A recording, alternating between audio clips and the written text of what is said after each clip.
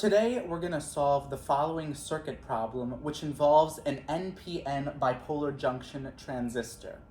The problem asks us to find the currents and the voltages that are related to this transistor, and it gives us the beta value at 100. So let's go ahead and start defining some of these quantities. So we're going to say that this is the current flowing into the base IB of the transistor. This is the current flowing into the collector of the transistor, IC. And then we're going to say that IE is the current flowing out of the transistor's emitter. Then let's say that this VB is the voltage at the base, this VC is the voltage at the collector, and this VE is the voltage at the emitter. So now let's start writing some node equations using Kirchhoff's current law. So at this node right here, we know that the current flowing into this node is going to equal the current flowing out of the node. So the current flowing into the node is going to be the voltage here, which is 15 volts, minus the voltage here, which is VB. So that's 15 minus VB divided by the resistance there, which is 10 kilo ohms or 10,000 ohms.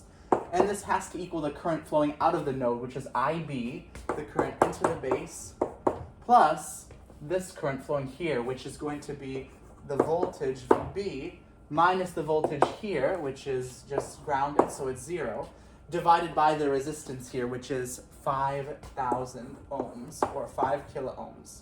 Okay, perfect. Now let's analyze the node of the transistor itself. So the current flowing into the transistor IC, that is going to that plus IB, the current flowing into the base, has to equal the current flowing out of the transistor, which is IE. So what is IC? Well, another way to write IC is going to be the voltage here, which is 15 volts, minus the voltage here, which is VC, divided by the resistance, 10,000. And then to that, we're going to have to, this is IC, this is another definition for IC. And then to that, we're going to add IB, that's also flowing into the transistor. And this is to equal IE flowing out of the transistor. And another way to write IE is going to be the voltage at the emitter, VE, minus the grounded voltage, 0, divided by the resistance, which is 10,000 ohms. Okay, now let's continue by assuming that the transistor is in the active mode, and then after we solve it, we'll go back and make sure that it is in the active mode. So we're going to assume the transistor is in the active mode, which means, first, that beta IB equals IC. That is part of the definition of the active mode. So we know that 100 IB has to equal, well, what's IC? Again, we defined IC to be 15 minus VC all over the resistance 10,000 ohms. So then what's our last condition of the active mode? Well, the last thing we know about the active mode is that in active mode, VB minus VE is approximately 0.7 volts. That is another fact that we know about the active mode. It's an approximation we're going to make to help us solve this problem. I'm going to erase this equation here for simplicity because we've already written it in a better form below. So erasing that. Then let's notice here that we have 4 linear equations and 4 variables. Our 4 variables are VB, the voltage at the base, VB, perfect. So that's one of the variables. Another one of the variables is VC, the voltage at the collector. That's another one of the variables.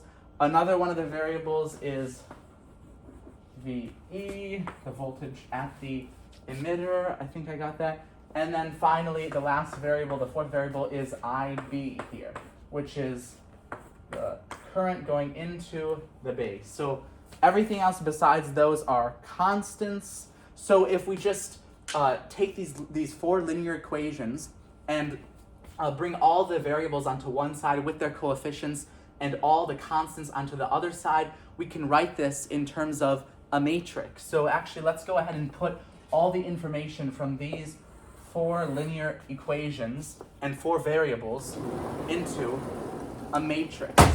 So if we go ahead and do that, you can pause the video and do that yourself. But if we do that, we get the following matrix. That's the first entry, 0, 0, 1. So this is the first entry, the second entry, the third entry, the fourth entry of the first row. Then the next row, we're going to get 0, 1 over 10,000, 1 over 10,000, -1. These are separate entries. Okay, and then we're going to get 0, 1 over 10,000, 0, 100, and then finally we're going to get 1, 0, -1, 0, and the constant terms that we get over here would be 15 over 10,000, 15 over 10,000, 15 over 10,000, and 0.7. So this matrix equation, this is going to be actually equivalent to these 4 linear equations up here. We've just rearranged them into this matrix equation. You can go ahead and multiply this all out using matrix multiplication, and you can see that you end up getting, those 4 equations back.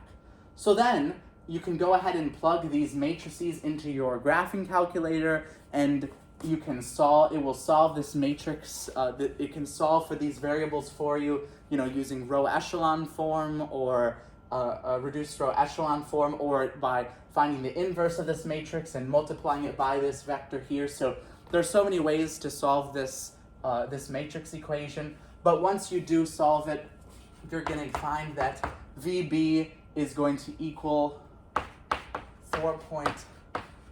approximately 4.986 volts. VC is going to equal approximately 10.757 volts. VE is going to be equal to approximately 4.286 volts. And then IB is going to equal 4.243 microamps. So this is these are the answers that you should get if you solve this matrix equation correctly. And then the second to last step is not only do I want IB, but the problem also asked us for these 3 voltages and this current along with IB and this along with IC and IE. So let's go ahead and find IC and IE. Well, we remember that IC is just beta times IB. So it's just going to be equal to 100 times IB. So IC is just going to be 4.243 times 10 to the -4 amps. I'm just multiplying 100 by 4.243 microamps, or that's going to be, you can turn this into milliamps by saying, we know that there's 10 to the 3rd milliamps in 1 amp, and that's just going to be, 4.243 times 10 to the -1 milliamps, or 0.424 milliamps. Perfect. And then finally, you can also just solve for IE by adding these 2 currents together, because of course by current law, Kirchhoff's current law, IB plus IC has to equal IE. So you can take 4.243 times 10 to the -6, this is IB, plus 0.424 times 10 to the negative 3, that's IC, and you add those together, and you are going to get IE is approximately 0.429 milliamps. And then the last thing we want to do is actually verify that the transistor is in active mode, now that we have solved this, and verify that it actually was in the active mode. And how do we do that? Well, we know that in the active mode, VB minus VE is 0.7. That, of course, is satisfied because that was one of our equations. That was one of the conditions we actually put on the system. That's this bottom row of the matrix equations here is this. So this is satisfied. And the only other condition to be satisfied to make sure we're in the active mode is we have to make sure that VB minus VC is less than 0.4 volts. This is just another, condition that textbooks will tell you. This condition has to be met to be in the active mode. And of course, we know that VB is approximately, 5 volts. VC is, 11 volts. So obviously, 5 minus 11, negative 6 approximately is, of course, less than 0.4. So check mark. That means we are in the active mode. So these answers here are correct and valid.